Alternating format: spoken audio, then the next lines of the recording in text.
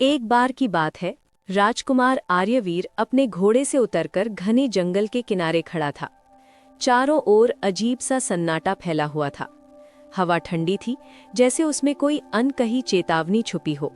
राजकुमार ने झुंझलाकर कहा, आज पूरा दिन इसी जंगल में भटकते बीत गया, लेकिन अभी तक एक भी ढंग का शिकार नहीं मिला। उसके साथ खड़ा सैनिक ध्रुव इधर उधर देखते हुए बोला, महाराज, शायद हमें अब वापस लौट जाना चाहिए। सूरज ढलने वाला है और ये जंगल साधारण नहीं है। राजकुमार ने आंखें तरेड़ दी। डर गए हो? क्या सूर्यगढ़ का सैनिक जंगल से डरता है? ध्रुव ने सिर झुकाकर कहा, डर जंगल से नहीं महाराज, उस श्राप से है जो इस वन पर वर्षों से छाया हुआ है। कहते हैं जो भी इस जंगल के भीतर गया वो फिर कभी लौटकर नहीं आया। राजकुमार हंस पड़ा। बूढ़ों की कहानियां। मैं राजकुमार हूं, मुझे कोई श्राप नहीं रोक सकता। ध्रुव ने विनती की, महाराज, मेरा परिवार है, अगर मुझे कुछ हो गया तो उनका क्या होगा? राजकुमार का अहंकार जाग उठा। तो तुम यहां से चले जाओ, मुझे कायरों की जरूरत नहीं। भारी मन से ध्रुव ने सिर झुकाया, घोड़े पर चढ़ा और वापस महल की ओर लौट गया। अब राजकुमार आर्यवीर अकेला जंगल के भीतर बढ़ता चला गया। जैसे जैसे वो आगे बढ़ा, पेड़ और घने होते चले गए। पत्तों से अजीब सी आवाज आने लगी। कभी लगता जैसे कोई चल रहा हो, तो कभी जैसे कोई उसे देख रहा हो। अचानक उसकी नजर एक पत्थर की मूर्ति पर पड़ी। वो चौंक गया। ये तो किसी इंसान की मूर्ति है। थोड़ा आगे बढ़ा तो और भी मूर्तियां दिखी। कोई सैनिक, कोई शिकारी, कोई साधु। राजकुमार की सांस अटक गई। तो ये अफवाह सच थी, जो भी यहाँ आया पत्थर बन गया।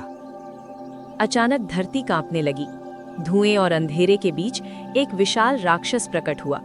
उसकी आंखें लाल थीं और आवाज गूंजती हुई, कौन है जो मेरे वन में बिना अनुमति आया है?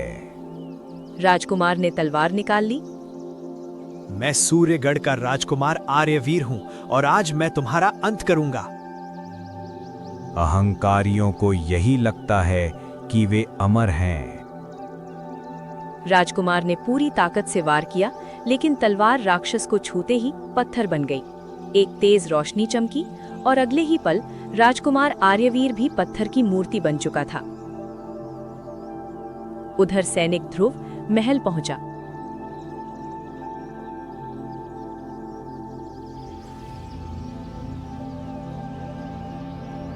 और दरबार में राजा रणवीर देव के सामने घुटनों पर गिर पड़ा। महाराज, राजकुमार जंगल में अकेले चले गए। राजा का चेहरा पीला पड़ गया। तुमने उन्हें रोका क्यों नहीं? मैंने बहुत कोशिश की महाराज, लेकिन उनका क्रोध। राजा उसी रात साधु महर्षि वनदेव के पास पहुंचे। महाराज, उस जंगल में काल द्रव्य नामक राक्षस रहता है। वह अहंकारियों को पत्थर बना देता है। मेरे पुत्र को बचाने का कोई उपाय? केवल दया और बलिदान उसे हरा सकता है। राजा स्वयं नहीं, एक निस्वार्थ आत्मा ही इस श्राप को तोड़ सकती है। ये सुनकर सैनिक ध्रुव आगे आया।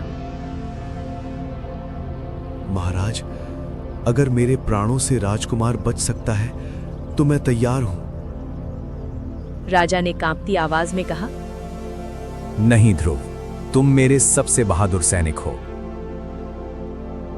सच्ची बहादुरी त्याग में होती है। ध्रुव अकेला जंगल में गया।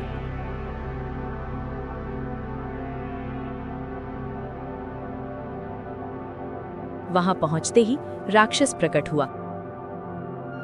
तू भी पत्थर बनना चाहता है? ध्रुव ने तलवार जमीन पर रख।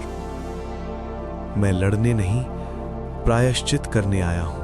अगर किसी की भूल का दंड है तो वो मुझे मिले।